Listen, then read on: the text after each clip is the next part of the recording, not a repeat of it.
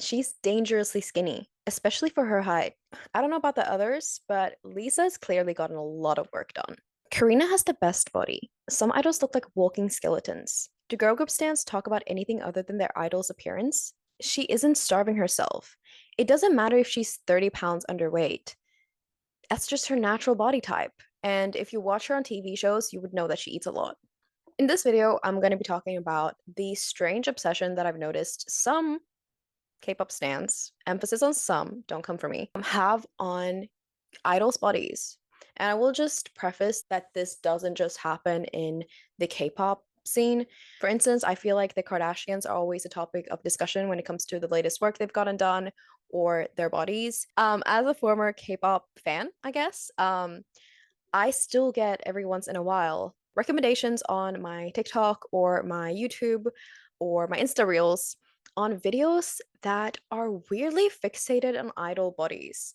And in the past, I never really thought anything of it. The more I think about it now, I do find it a little bit strange. You might have stumbled across some of these videos yourself online. Some of them are like plastic surgeons going through what, different celebrities may not or may have gotten done. Some of them might be just people talking about idols gaining or losing weight, body transformations. So the purpose of this video is to kind of take a deep dive into these sort of videos and comments that people make about celebrities' bodies and the psychological mechanisms that might relate to this sort of behavior. I will also reiterate that the research that I will be going through is mainly conducted on females. But I do think that this could be an important issue to talk about, especially considering that a lot of idols are minors. Also, if I keep looking that way, it's because I have my notes there. I'm sorry, I'm going to try not to look too much. But the purpose of this video is not to attack people who make this sort of content or even those who consume this sort of content. It's just to kind of investigate what sort of consequences these sort of videos might have.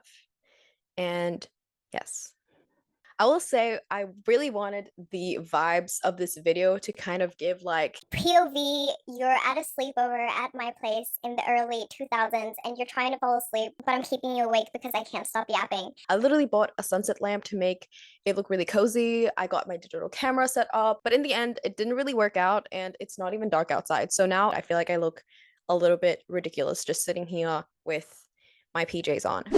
I'm going to talk about this through two lenses, and that is first, objectification theory, and second, social comparison theory. Some of these things happen to other areas, such as celebrity worship. Although this is not the focus of this video, I do think that is very interesting subject that I do want to talk about. However, I do believe that that is a little bit beyond the scope of this video. So what is objectification theory? Let me just pull my laptop out because I have not memorized this. Objectification theory explores the consequences of living in a society where women's bodies are often viewed as objects to be evaluated or gazed upon.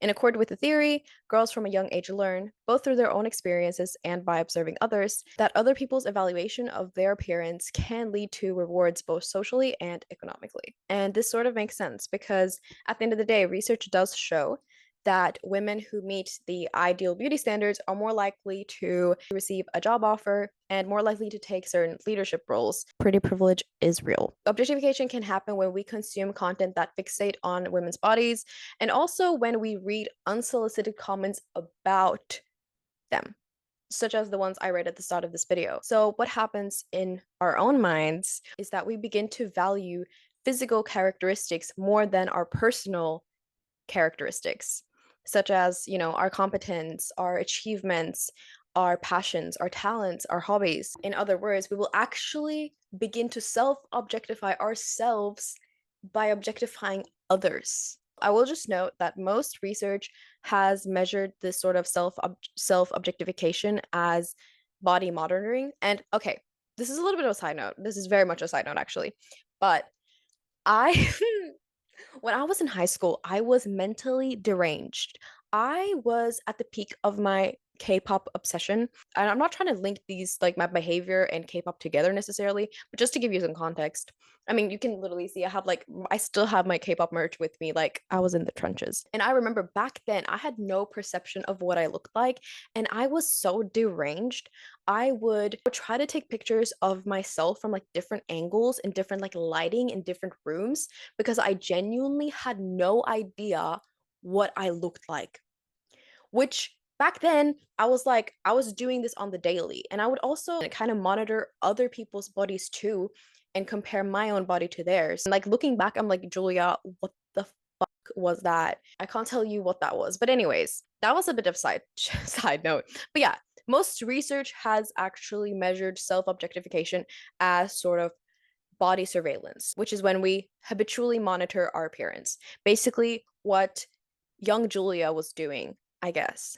Anyways, with all the comments that people make about idol bodies, such as their tiny ant waists, comparing who has the best body, or evaluating these idols' body transformations and saying whether or not they looked better or healthier, etc. This definitely ties into objectification theory and the idea that reading others' evaluative comments can make us draw our attention more towards external appearances. So it is definitely not surprising that we might start subconsciously compare our own bodies to these idol bodies, which brings me to the second theory that I wanted to talk about today, which is social comparison theory. So now we know that objectification can make us start to objectify ourselves. But why do we even compare ourselves with others to begin with? Social comparison theory proposes that people have a drive to determine their progress and standing in life, comparing themselves with people who are similar to them, such as people who are similar in age or gender. Okay, so although social comparison theory does suggest that we tend to compare ourselves to people similar to us, so let's say like our friends, research actually does show that we will also compare ourselves to unrealistic pictures of women just as much. The thing with this, right, is that this happens unconsciously. We do this automatically. We don't even have to think about it. And what we feel like is that we can't live up to these standards. A study found that when we compare ourselves to people we think look better than us, we are more likely to monitor our own bodies after consuming content on social media. But what's really wild is that this does not happen if we compare ourselves to people we think are less attractive than us. And another study found that women who actually do feel really confident in their bodies also feel less self-esteem when they compare themselves to women that they think are more attractive to them. However, here's what's really interesting about this study. They only felt less self-esteem if they compare themselves to attractive women on media, but not if they compare themselves to their attractive friends. There's also just a bunch of content out there that has found that, following celebrities' Instagram accounts or consuming sexually objectifying content or investing in other people's likes and et cetera, is associated with a bunch of just bad stuff, such as making us more likely to base our own values on our appearances, endorsing beauty ideals, and engaging in body surveillance. This is like a lot of information. So basically, to break it all down to you, there's a sort of pattern here where comparing ourselves to people we think are more attractive than us, especially on social media, is more likely to make us basically feel shit about ourselves. So what are the consequences of, objectifying others, objectifying ourselves, comparing ourselves to others? So this is really wild, but self-objectification can actually make us feel detached from our own bodies, which in turn can make us more likely to experience ED symptoms. So if you're sitting here listening to this and you're like, yes, I've seen this content before, or I consume this content or whatever, and you're thinking, maybe I do self objectify myself. I don't feel confident in what I look like and I compare myself to them, whatever. What can we actually do about it? I don't want to come here and say that commenting on other people's bodies is inherently a bad thing.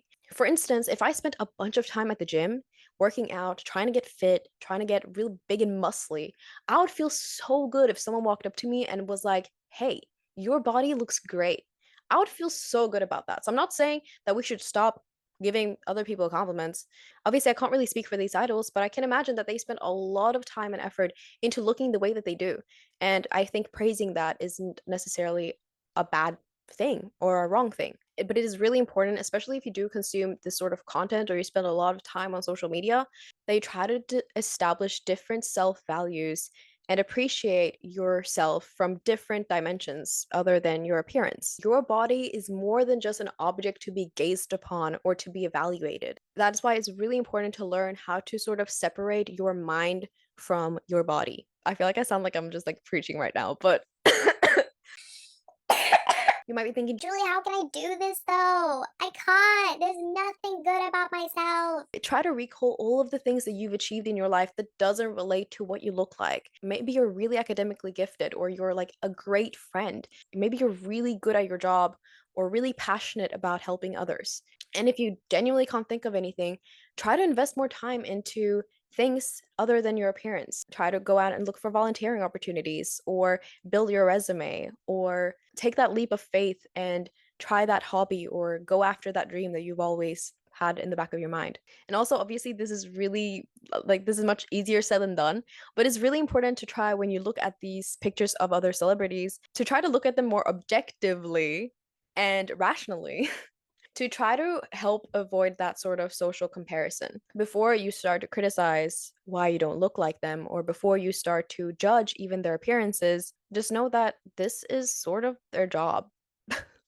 Their job is to look good, and they have so many resources most of us just don't have. They've got dermatologists, dietitians, professional trainers, photographers. And at the end of the day, even if it doesn't feel like it, unless you're one of the lucky few that were able to go to a K-pop concert or meet these idols in real life somehow, it is important to remember that these idols aren't not actually 2D flat images on a screen. They are unique individuals who have their own self-worth, and they also deserve to be praised for more than just their appearances. And you might be watching this video and think, what the fuck is this bitch on about? Not everyone who consumes, this sort of content or social media or whatever start to objectify themselves or compare themselves to others. I did actually look on Reddit to see what most people said about this sort of topic and whether or not it was an unpopular opinion. And I'm not gonna lie, I don't really know. I might get canceled after making this. Please, I'm just a girl. A lot of people actually brought up the argument that some of these videos can be really helpful. When we see other idols that might have similar body shapes or types as us, it can make us feel represented in media.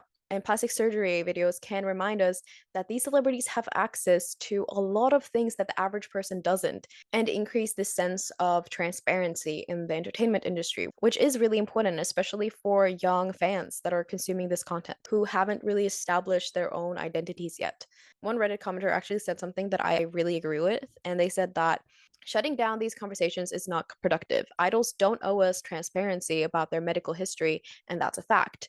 But conversations around plastic surgery can be healthy as long as they're not demeaning and can lessen the negative impacts that the perfection of the entertainment industries can have on the psyche of consumers. I feel like this is very much like a gray area where there's not really a right or wrong opinion to have.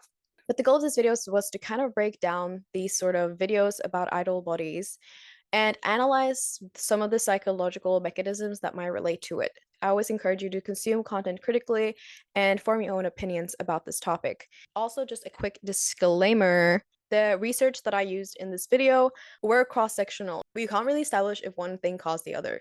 So, for instance, we can't really actually be sure if looking at ideal pictures of women online will actually make us objectify ourselves for sure. There could be also other stuff going on that we just don't know about. I also just briefly want to mention that a lot of this data was conducted on predominantly white women. So also keep that in mind.